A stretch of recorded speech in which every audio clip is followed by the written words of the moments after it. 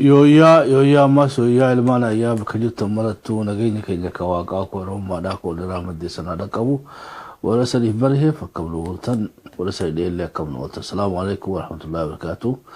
Ashawar kafune doro aribu karibu wana dufu warkab shabu media sanin janna ilmana ya adaga jasa meya usman kabane dia nejira sagata ratu wal mari nulle ga wahid duda walikin de fanne yoyoro nugayse wahid duga ila oday fannasi la qayyabatan inni abdi gudda qabna taduratiga ka adata yitnaga wala gafannu ad samiya hasimannu da samiya ana dufu qaribu ana dufu welcome to Shabbo Media.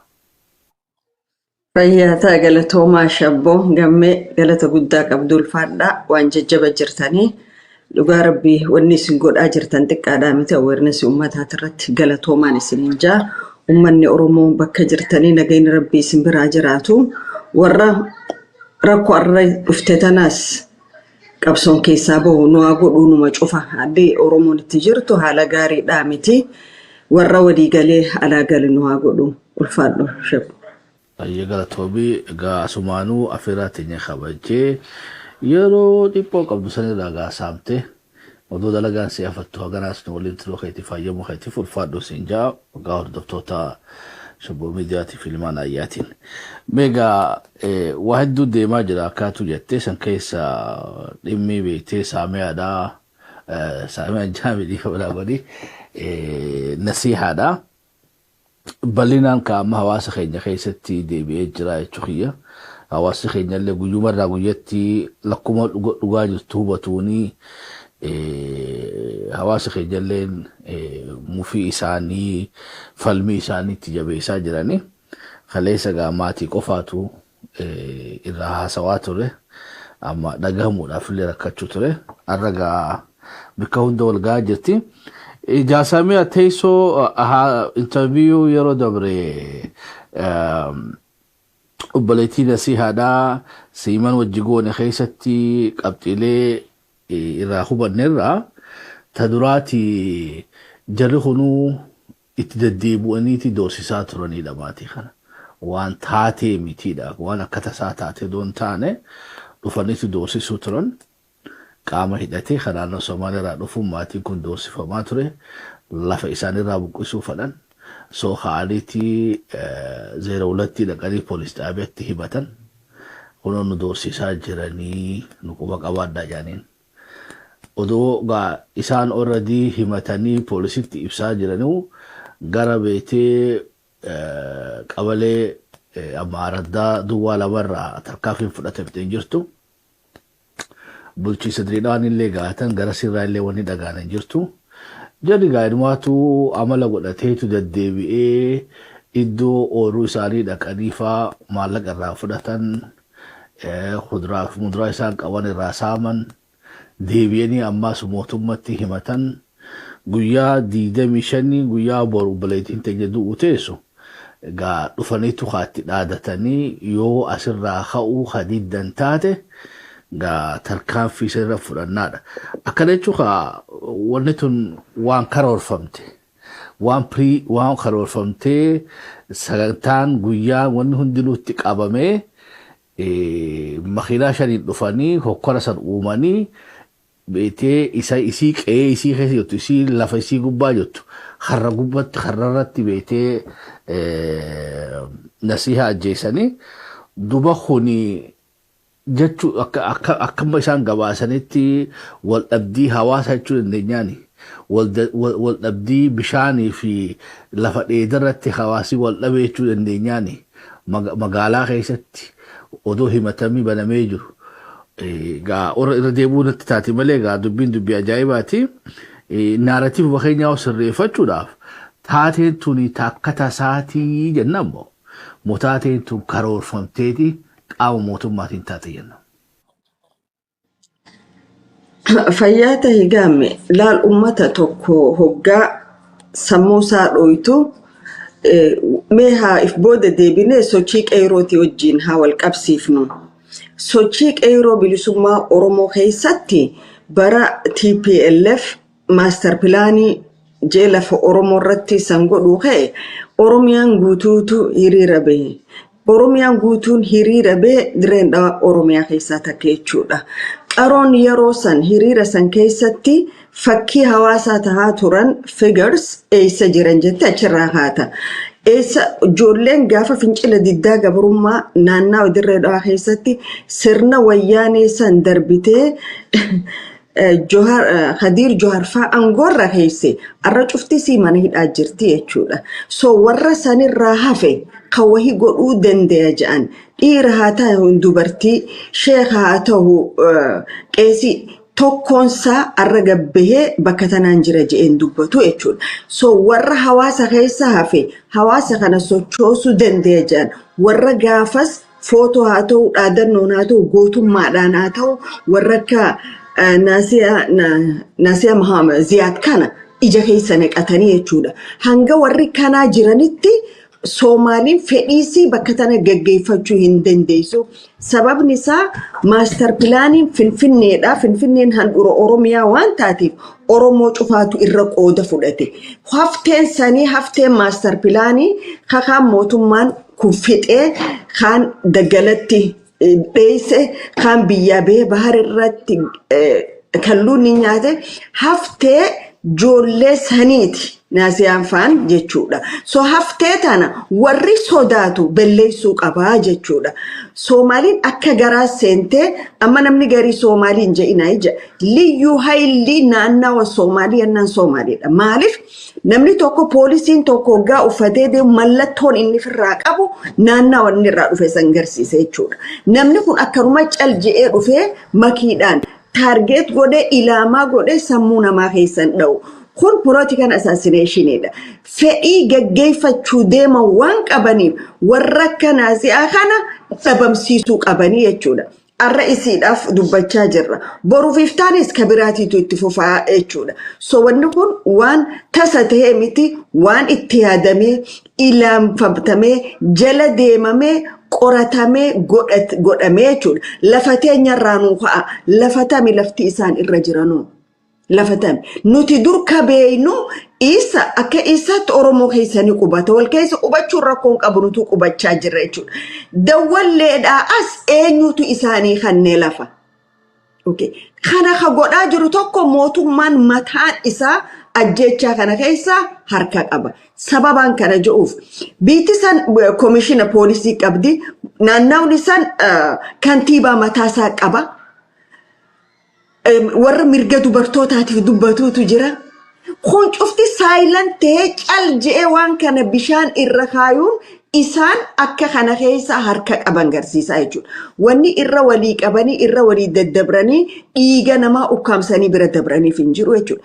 Gambe waan tokkoon si yaadachiisa ifoo deebee muciyyoon takka yeroo xiqqoo dura TikTok irratti dirree dhawaa arrabsitee uummata dirree dhawaa arrabsitee jedhanii Finfinneerraa morma qabanii fidanii dirree dhawaa keessa dhiifama gaafachiisan.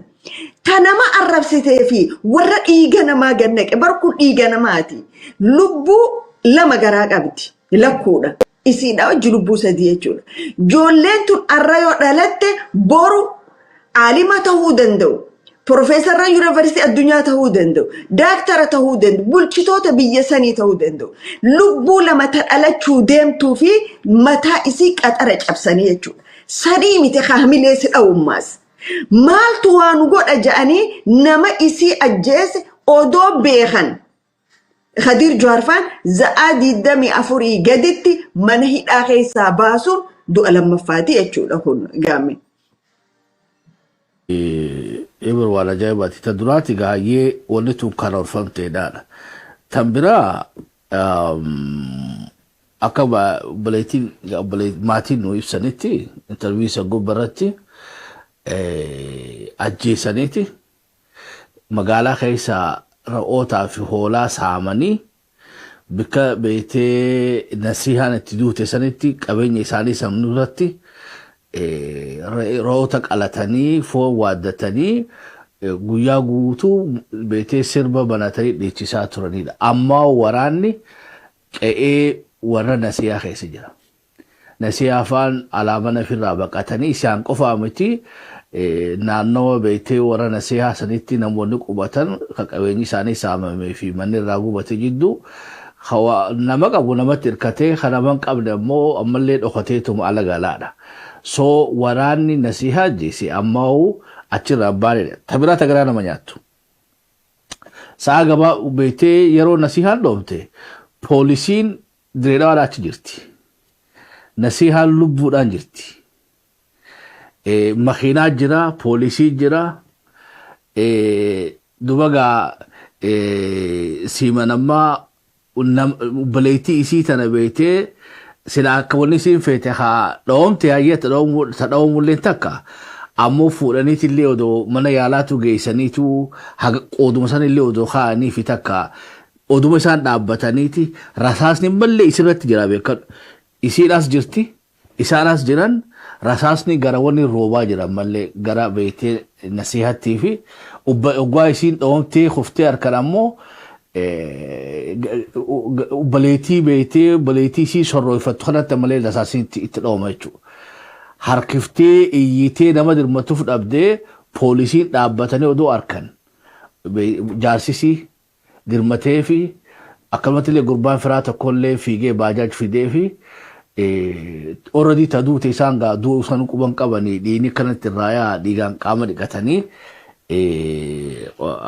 dilcoorraa geessan. Akkasiinuu wanni garaa nama nyaatu keessa yeroo beektee yeruma san Khadir Juwaaroo achi jira ammas. So Khadir Juwaaroo achi jira, ajajaan poolisii achi jira, poolisoonni achi jiranii odoo himanni baname ragaan maatiin kun yaamatan keessaa tokko Khadir Juwaarii jechuudha. Bikka san jira. Nama beektee nasihaa dhoomte irra dhaabbate. Wanni inni guddoo godhuu ture yeroo sanis hawaasni akka falmane tasgabbeessuu fi laamsheessuu malee tan beektee biraa hin jirtu. Amma gaafin kiyya dubbii gaafa fincila diddaa gabrummaadhaa Aashaa Alii na fakkaata. Aashaa Aliidhaa micoo gooroo guututti gaaratti darbanii waraabessi nyaate. Waan garaa nama nyaaturraa namni waan kana dalage Amaaraa jechuun yommuu opiidiyoodha. Dubbii san jala deemeetiin abalutti naa himan. Ati maqaan isaa asirratti yoo feete isa maafin dhawa. Nama Amaaraati afaan Oromoo dubbataa argee dhalatee miseensa opiidiyoodhaati ajajaa milishaadhaati. Nageenyaa whatever. Micoota ajjeeseeti micoo beektee umrii isii 15 taanati 12 13 yondoo gurbaan sirreessa gaafsanii naa ol quba qabda. Waraabessi nyaatee miciyoo dubagaa hoggaa hawaasni fincilee gaafa master plaanii kana hoggaa wayyaaneen buutee opiidiyoon namicha sana eessa geessan achitti hidhaniiti fuudhanii aanaa meettaa baadiyyaa keessatti itti gaafatamaa nageenyaa godhanii jechuudha ammas. So rakkoon accountability ni jirtiidha. Ammoo kabeetee baleetii teenya waraabessa nyaachiseessani maybe amma kabeetee godina keessaa dalaguun isaanii galaa jechuudha. So gaafin kiyya nama beektee Hacaaluu Raajal qabee namoota ilaarraa du'an hundaa'u wanni namni qabamneef ajajuutu mootummaadha jechuu dandeenya. Because bikira xiyyeeffachuu qabnu jira. Yoo beektee Aashaa Alii waraabessa nyaachiseessani inni beektee hidhamuu fi hiikamuun faayidaa qabdu asi gooroo guutuu keessatti gaafa wayyaaneen buutee hidhaniiti hawaasa beektee raffisanii isa ammoo torbaan lama booda fuudhanii aanaa meettaa baadiyyaa keessatti bakka namni magaalarraa baasanii dalagaa isaa itti fufeedha. Guddaa warra Baalee keessa nama fixe Boorana geessa kan Booranaa Gujii fidan rakkummaan accountabilitytu namni hawaasa miidhe seeraawwan dhiyaanneef tokkoffaa ajajuu mootummaadha. Lammaffaa even ho si hidee ni amantaa hidha beektee Aashaa ajjeesisanuu yoo ammallee dalagara jiraate kana si ajjeese arra nuu hidhanii boru yoo fuudhanii beektee godee geessuu danda'anii jechuudha. So dhugumattuu akka hundattuu beektee taphni isaanii kuni dhugaan argamuu dandeessisan kana jalatti akarwa feeteen oduu si hidhaniiru na hidhameettee beektee nama kadhabde sassaabbaruu dandeessa. Mee waan tokkoon si yaadachiisan gamme seenumaan an keessa dabre jabuutitti yeroo tokko eessuma kiyyaa dhufe naannaa nuti dhalannerraa galgala odoo masgiida salaatee deemu makiinaan dhooytee jechuudha. Gaafa qabanii maa dhooytanii jan kaartoona seenee jedhan. Duuti Oromoo kaartoona warra isaa kana biratti. Anniin jedha namni garii waan hin godhinii jedhan haga isaan waa godhaa jiran maqaa isaanii kaasuun dirqamaa jechuudha. Biyya Itoophiyaa jedhan keessatti lubbuun Oromoo duriis vaaliyuu qabaatteen beektu arraas vaaliyuu hin qabdu. Sababni itti vaaliyuu hin qabne tokko nutummaan akka ummataatti naasuu akkam hadooddi akkam walii qabaachaa jirra. Gaafa naasiyaa lubbuun si baatu Oromoonni guutuun naannawa sanii maal godhuu turan. Gaafa ilma dargaggeessaa mana hidhaa keessatti ajjeesanii qalanii orgaanii isaa cufa keessaa baafatan Oromoon maal godhe. Gaafa mucaan darasaa ka'awwadaa irraa deemee naannawaa hirnaatti ajjeefame Oromoon maal godhe. Because nuutu ummata jiruudhaan duune an kananiin ja'a abbaan fedhe waan fedhe haa jiru dhugaa walii himanii jabaachuun namarra jiraata waan ta'eef. Gaafa nuti jiruudhaan duunee walii hadooduu dhabne abbaan fedhe dhufee nu ajjeesee abbaan fedhe waan fedhe godhaa jechuudha. Duuti mucayyoo tanaa rabbi rahmata haa godhu Joharirraa gabbu'amuuf hin taa'u. Joharirraa even yoo Johar biyya san keessaa beekadir Johar biyya faranjii kana dhufe falmattoota mirga dubartoota irra walii qabameeti gaafatamuu ta'a jechuudha. Lubbuu sadii lubbuun baateetu lubbuu takkaa miti. Okay. Dhihoo tana naannawa dhihoo Oromiyaatti nama obboleessa moo maal ajjeesa jedhanii ijoollee lama moo sadii du'a itti murteessan jechuudha. Oromootu Oromoo ajjeese du'a itti murtaawee jechuudha. Garuu gaafa warri biraa dhufee Oromoo akkasirra saasaan lafa dha'u guyyaa adii odoo poolisiin jirtu namni san qabamee deemu Oromoon haqan qabu Oromoon namaa miti jedhanii murteessan jechuudha. So du'a siitirratti eenyu namichi itti gaafatamaan paartii OPDO magaalaa sanii badhaadhinaa jedhanii itti gaafatamtuu mirga dubartootaa Mukadiir cufti isaanii jalaan ba'an harka keessaa qaban. Maaliif jennaan namni hoggaa namni tokko dhaabbatee ifa aduutiin rasaasa sirroobsu namni san battala sanitti daat paanaltii argachuutu irra ture murtii du'a fudhachuutu irra ture. Okay. Gatii naannawni san naannawa keenya jedhaniif waan kana mootummaa bulchiisa dirree dhawaa qofaa miti. Ajjechaa fi lafa saaminsaa fi gidiraa dirree dhawaatti irra deemu jirtu mootummaan federaalaa mataan isaa kan sponsor godhee jiru isa jechuudha. Eenyu? Adam Farha jechuudha. Naannawa kanarraa Oromoo suukanneessanii akka fedhanitti ajjeesanii Oromoo baareessanii waan ifii fedhan gaggeeffachaa jiranii jechuudha. Kanammoo Green Lighting kan namteef namuma biyya saniin bulchee jiru ministeera sanirraa jechuudha. Ummanni Soomaalii kun bara dargiin jiru onneen akkanaatu eessa turte. Maaliif daangaa Oromiyaa cabsanii seenaa akka fedhanii nama ajjeesin? Arra garuu magaalaa dirree dhawaa dhumaatii ummata siitii fi saamamiinsa lafasii mootummoota Soomaaliitii fi Adam Farha Abiyyi Ahmad gaggeessaa jira jechuudha. Kana kasii mallattoon isaa maal? Gaafa dhagaa bu'uuraa ja'anii dhagaa abaarsaa dirree dhawaa keessa lafa kaayyatan. Alaabaa naannawa Soomaaliyaa Magdishoo, alaabaa Soomaaliyaa Laandii Hargeysaa, alaabaa Jabuutii, alaabaa Ogaaden maaltu dirree dhawaa keessa mirmirsuu fide. Shanta Soomaaliyaa ta'ettu sanii jechuudha. Haga hawaashii gadi lafa keenya Gireeda Soomaaliyaa kaja'usan achirra mirkaneeffatanii jechuudha. Amma hoggaa garii gaamme hoggaa waan dirree dhawaa kana dubbannu dirreen dhawaa waan biyya teenya taateef dubbanna. Waan magaalaa teenya guddoo taateef dubbanna. Waan hidda handhura abbootii teenyaa taateef dubbanna. Warroonni garii hadhu mi'aan lafaan galiniif maaltu isin galche waan dirree dhawaa nutu warri dirree dhawaa ni jirraa jedhan. Maaltu galchee ijoolleen Finfinnee irratti gaafa Finfinneen saramamtu gaafa maastar pilaaniin lafa kaayamu maaltu isaan galchee Wacaalee haga Matakkal Wallorraa haga Booranaa Elobaaburirraa haga Gujiitti Jimmarraa haga Dirreedhaa maaliif falmachaa ture Oromoon bakka takka lafti Oromiyaa waan lafa Oromoo taatee falmachaa turanii jechuudha.